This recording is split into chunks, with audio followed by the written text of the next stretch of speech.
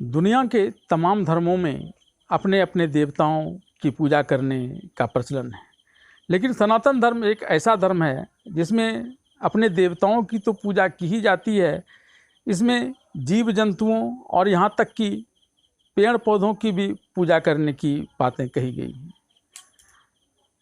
वट सावित्री एक ऐसा ही पर्व है जिसमें वृक्षों की पूजा की जाती है। इसमें वट वृक्ष को विशेष महत्व दिया गया है।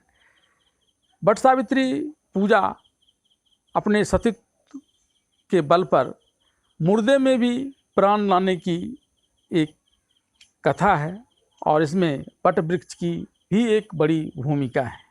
और इसलिए आज के दिन खास करके उत्तर भारत की महिलाएं वट वृक्ष के नीचे जाकर उसके चतुर्दिक फेरा लगाती हैं और अपने पति की लंबी आयु की कामना करती हैं। हर जगह, छोटा शहर हो बड़ा शहर हो, हर जगह। और इसके द्वारा सावित्री की सतीत्व की कहानी को दोहराया जाता है।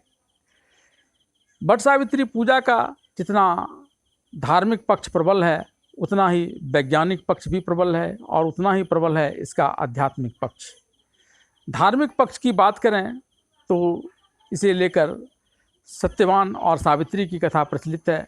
सावित्री राजा अश्वपति की बेटी अपूर्व सुंदरी थी और जब अश्वपति को उसके लायक कोई वर नहीं मिला तो उसने सावित्री से ही खुद अपना वर चुनने के लिए कहा और तब सावित्री ने सत्यवान नामक एक युवक को अपने पति के रूप में चुना, जिसके माता पिता अंधे थे और जिनका राज्य भी खो गया था। पहले ही किसी दूसरे ने उस पर आधिपत्य कर लिया था और ये लोग गरीबी की ज़िंदगी जी रहे थे, लेकिन सावित्री ने उसे ही चुना। और जब इस बात की भनक नारद जी को लगी तो नारद जी ने सावित्री के पिता अश्वपति से आकर कहा कि जिस सत्यवान का चयन सावित्री ने अपने वर के रूप में किया है उसकी आयु में मात्र 1 वर्ष ही शेष रह गए हैं। ऐसे में सावित्री उससे ब्याह न करे, लेकिन सावित्री इस बात को लेकर अड़ गई कि उसने तो सत्यवान को अपना पति मान लिया है, अब चाहे जो भी हो शादी उसी से करूंगी। और शादी सावित्री ने सत्यवान से ही की। वह अपने माता ससुर की भी सेवा करती थी, पति की भी सेवा करती थी और पति भी दिन रात मेहनत करता था। और जब वह आखिरी दिन आ गया वर्ष का, जिस दिन सत्यवान की मृत्यु होनी थी, तो सत्यवान तो इस बात से अनभिज्ञ था, लेकिन सावित्री हर बात को जानती थी।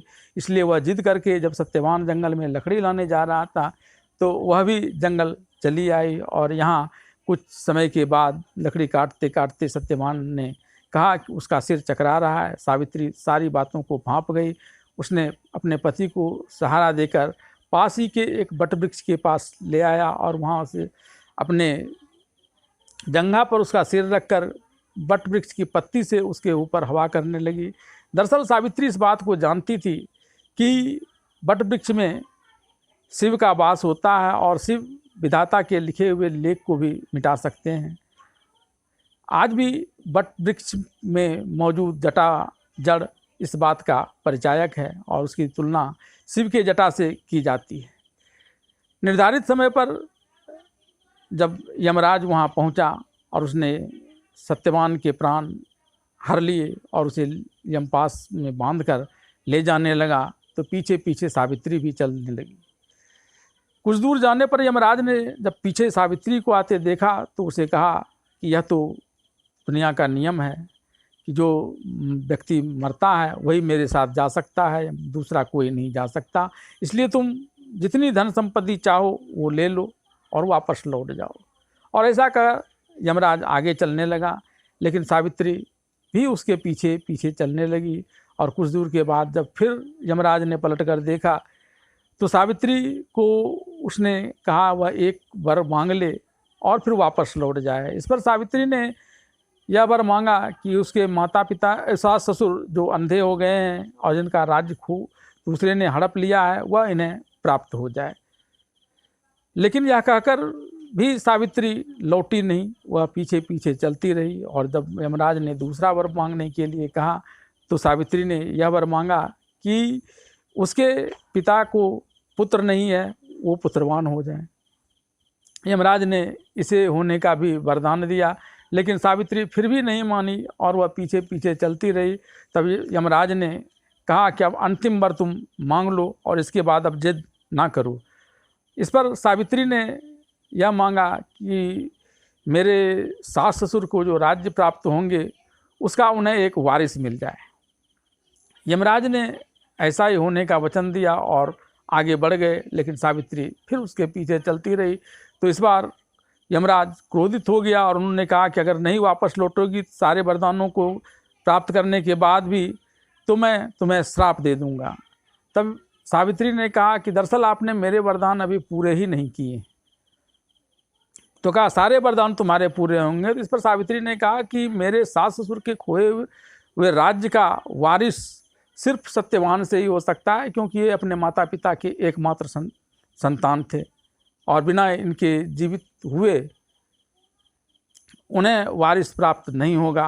अब यमराज को अपनी भूल का पता चला, लेकिन यह तो भूल हो चुकी थी और उसने अपने जो वचन दिए थे उसकी प्रतिष्ठा के लिए यमराज के प्राण वापस कर दिए। दरअसल इसके पीछे वट वृक्ष के भरोसे, शिव के भरोसे जो सावित्री ने वहाँ सत्यवान को छोड़ा था, शिव की भी कृपा दृष्टि इस पर थी। और कहा भी गया है भावी मेट सकहीं त्रिपुरारी, और उन्होंने वहीं से यमराज की मति फेर दी थी और सावित्री के सतीत्व और वट वृक्ष स्थित भगवान शिव शंकर की कृपा से सत्यवान जीवित हुआ। और इस प्रकार से सावित्री ने अपने कुल और अपने सास ससुर दोनों ही कुलों का उद्धार कर दिया।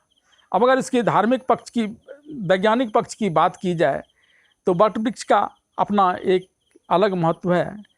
या ज़्यादातर पौधे सिर्फ दिन में कार्बन डाइऑक्साइड को अवशोषित करते हैं वायुमंडल से, लेकिन यह वट वृक्ष दिन में भी फोटोसिंथेसिस के द्वारा और रात में भी कीमोसिंथेसिस के द्वारा कार्बन डाइऑक्साइड का वातावरण से अवशोषण करते हैं। और जिस प्रकार से दूसरे तमाम पौधे सिर्फ दिन में ऑक्सीजन छोड़ते हैं, तो दिन रात में 24 घंटे में से वट वृक्ष लगभग 22 घंटे तक ऑक्सीजन छोड़ता रहता है। और अगर इसके वायुमंडल में ऑक्सीजन छोड़ने की बात की जाए तो इसके एक पत्ती से 1 घंटे में लगभग 5 मिलीग्राम ऑक्सीजन छोड़ने की बात सामने आती है। और इस प्रकार से वट वृक्ष की विशालता और इसमें पत्तियों की संख्या को देखकर अंदाज़ा लगाया जा सकता है कि यह वायुमंडल में कितना ऑक्सीजन देता है और वायुमंडल से कितना हानिकारक कार्बन डाइऑक्साइड गैस को लेता है। अब अगर इसकी आध्यात्मिक पक्ष की बात की जाए तो यह पक्ष भी बहुत ज़्यादा प्रबल है। विज्ञान जहाँ किसी मृत व्यक्ति में फिर से प्राण प्रस्थापित करने की बात पर मौन साध लेता है, वहीं अध्यात्म में इसकी पूरी गुंजाइश बची रहती है। दरअसल अध्यात्म में 5 प्रकार की वायु के बारे में कहा गया है: प्राण वायु, अपान वायु, अजान वायु, व्यान वायु, समान वायु। और इसमें से जब किसी व्यक्ति का प्राण निकलता है तो सबसे पहले प्राण वायु यानी ऑक्सीजन का श्वसन वह अवरुद्ध होता है, जबकि अन्य 4 वायु शरीर की विभिन्न कुंडलियों में संग्रहित होते हैं और वे अपना काम करते रहते हैं। और धीरे धीरे इनका भी क्षय होता जाता है और जब तक ये पूर्ण रूप से समाप्त नहीं हो जाते तब तक कोई व्यक्ति